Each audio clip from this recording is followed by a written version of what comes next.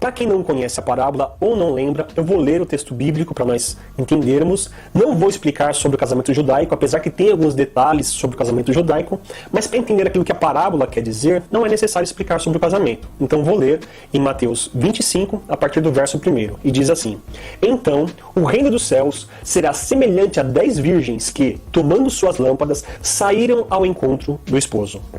E 5 delas eram prudentes e 5 loucas. As loucas, tomando suas lâmpadas, não levaram azeite consigo. As loucas não levaram azeite em reserva. Mas as prudentes levaram azeite em suas vasilhas com as suas lâmpadas. As prudentes, além de levar a lâmpada, levou uma vasilha com azeite em reserva. É interessante que as 5 virgens loucas, as imprudentes, elas acreditavam que o noivo ia chegar antes da meia-noite. As 5 virgens loucas, elas não acreditavam em hipótese nenhuma que teria que atravessar a madrugada. Mas as prudentes, elas se prepararam. Elas levaram azeite, mesmo que o noivo atrasasse. Mesmo que o noivo não chegasse na meia-noite e tivesse que atravessar a madrugada, elas tinham azeite em reserva. Eu imagino então as 5 virgens loucas, imprudentes, até tirando sarro das outras que levavam vasilha reserva. Puxa, mas tá levando reserva? Você acha que o noivo vai atrasar? Você acha que o noivo vai chegar depois da meia-noite? Que absurdo! O noivo vai chegar antes da meia-noite. Antes de continuar contemplando o esforço alheio, é estratégico logo explicar que o horário do clamor possui conotação escatológica. Ou seja, a meia-noite é proposital. Proposital, porque na cultura judaica a noite inicia às 18 horas. Portanto, na meia-noite está a plenitude da 6ª hora da noite, e, transcendentalmente, está a plenitude do 6º dia da criação.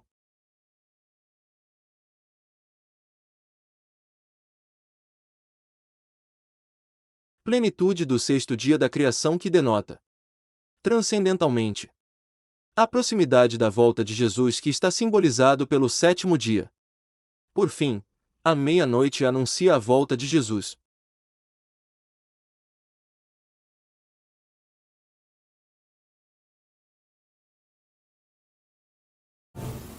Para quem ainda não entendeu o que significa as coisas da parábola das 10 virgens, vou explicar de ponto a ponto. Por exemplo, o noivo é Jesus. As virgens esperam o noivo, então a igreja espera Jesus voltar. As virgens, então, é a igreja do Senhor. Não uma determinada denominação, tal religião, não. São as pessoas que obedecem a Deus, que servem a Deus de coração e serão salvas através de Jesus Cristo. Essa é a igreja do Senhor. E o azeite? O azeite é o poder e a unção de Deus. Calma, não é isso. Até porque ninguém é salvo porque tem unção ou porque tem dons espirituais. Ninguém é salvo por isso, né?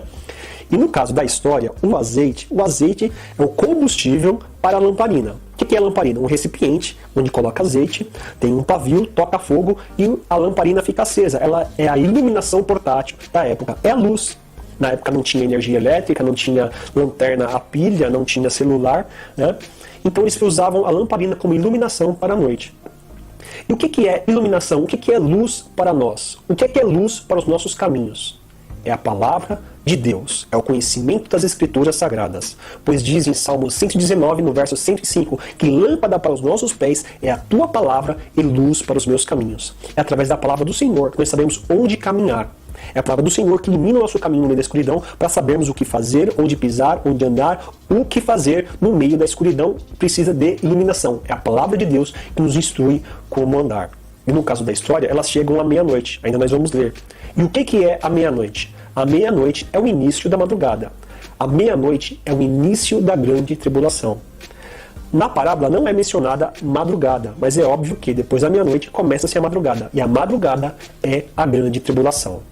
É necessário explicar que os 3 anos e meio de grande tribulação, Apocalipse 13:5, inicia com o clamor da meia-noite, Mateus 25:6, e perdura até o fechar da porta com a chegada do noivo, Mateus 25:10.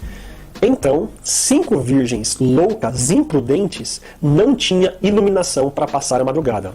Não tinham conhecimento bíblico para passar a grande tribulação. E 5 virgens que eram prudentes tinham iluminação para passar a madrugada. 5 virgens que eram prudentes tinham conhecimento bíblico para passar a grande tribulação. Agora eu quero continuar lendo em Mateus 25, a partir do verso 5, que fala assim, ó. E tardando o esposo, tosquenejaram todas e adormeceram.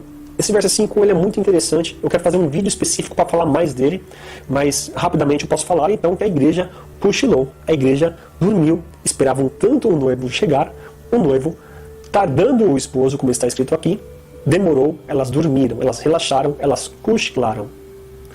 Mas, à meia-noite, ouviu-se um clamor. Chegou o esposo.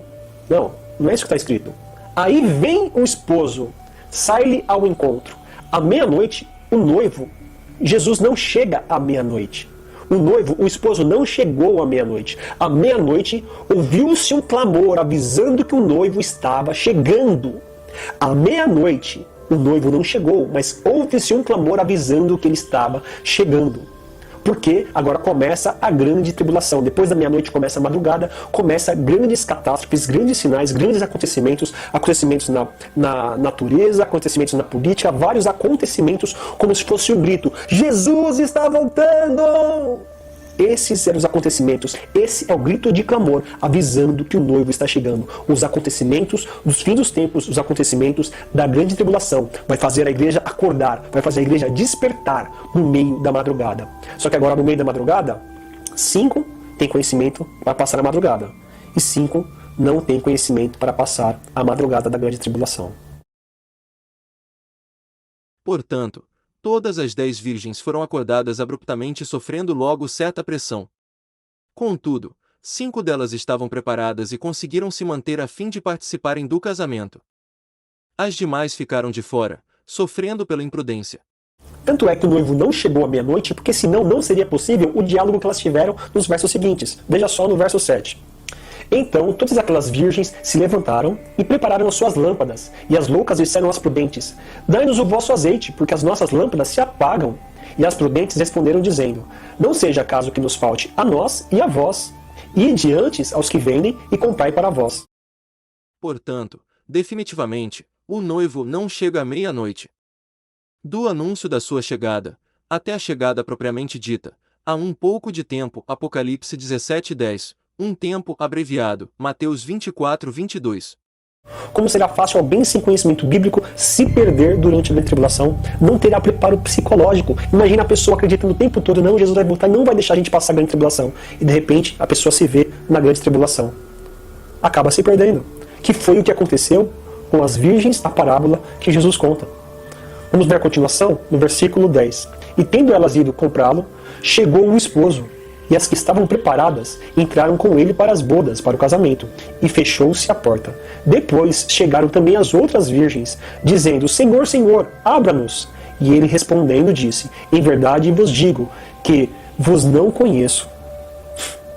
Se perderam.